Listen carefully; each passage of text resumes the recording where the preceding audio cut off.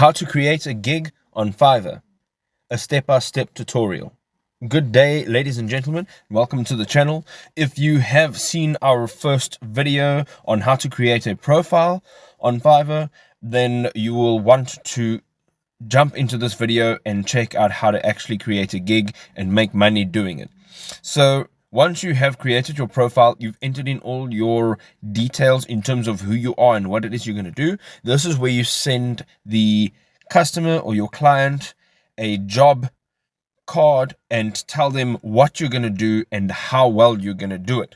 So let's get straight into it. Once you've found this page right over here, you can actually see that it is the user, and then it'll have your email address. So this is now the page that you're on. So the first thing we're going to have a look at is the overview of your job. So what it says here is your gig title, and it says, as your gig storefront, your title is the most important place to include keywords that buyers would like to use to search for a service like yours. So right over here, you want to make sure that you don't get anything weird and funky. You don't have any weird ideas right over here. You just put it straightforward and plain and as simple as possible, and make sure that this title is straight to the point. So I'm going to use logo design as an example, and I'm going to put in here, I will create digital logos for businesses, and there is a minimum of 4 words that you need to use in there. However, you have a maximum of 80 characters, so you want to try and use as much as possible.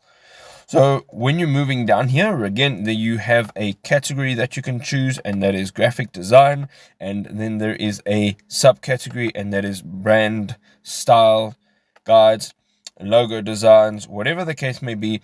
You want to make sure that your categories are in line with what you actually want to do. So over here, there are some suggested categories given, so you can choose directly from that.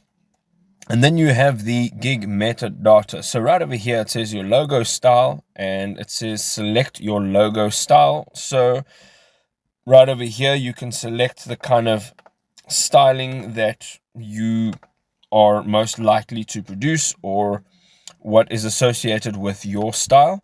And then the logo type, we can actually just choose again a subcategory over here, and then the file format, this is what you're going to be delivering your files in, and you can choose multiple over there.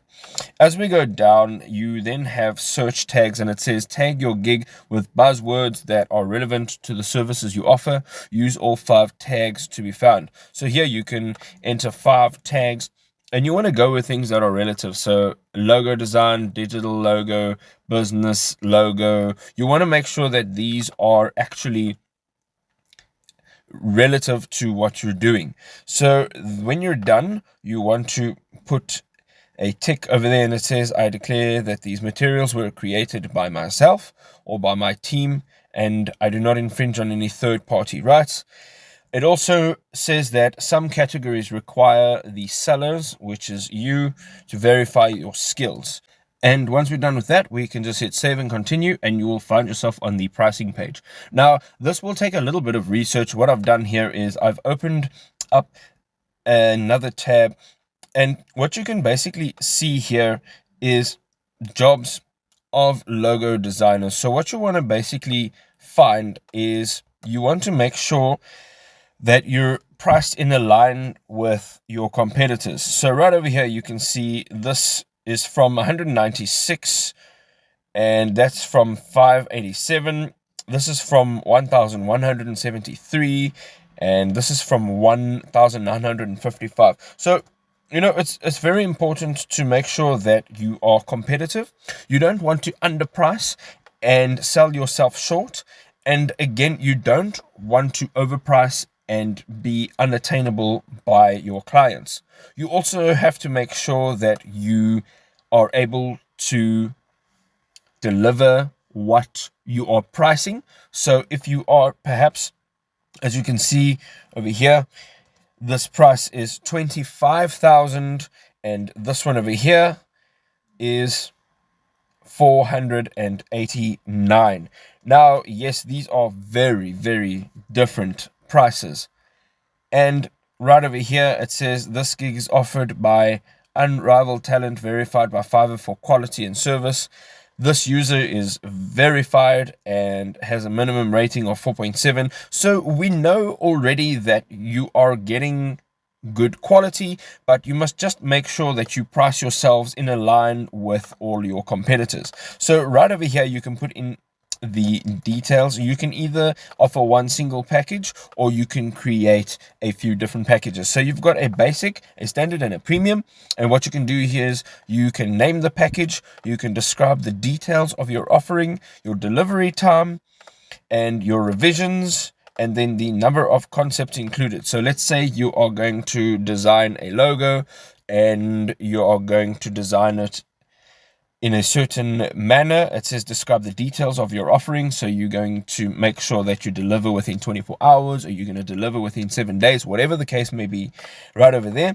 And then the revisions, let's say you offer 2 revisions, and then number of concepts included, you give them 3 basic concepts of what you think they want, given the details that they've given you.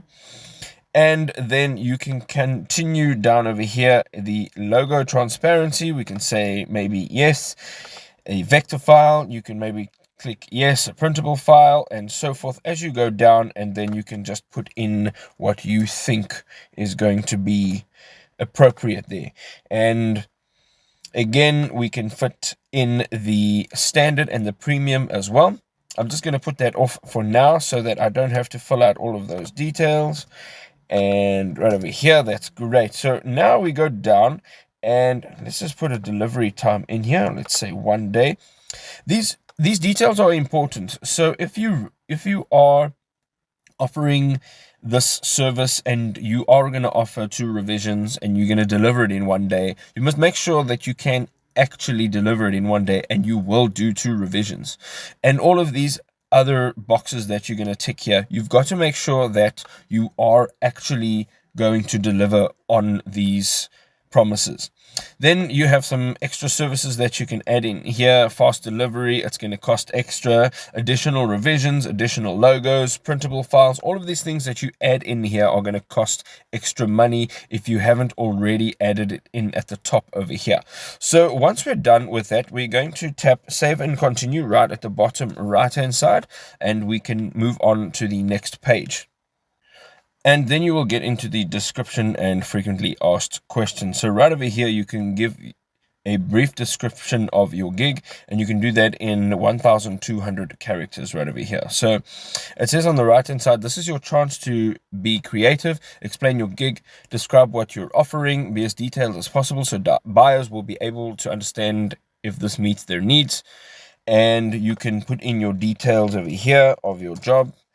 And you must make sure that these details are as accurate as possible, so that when you are delivering your work, that it is in line with the details that you've given here.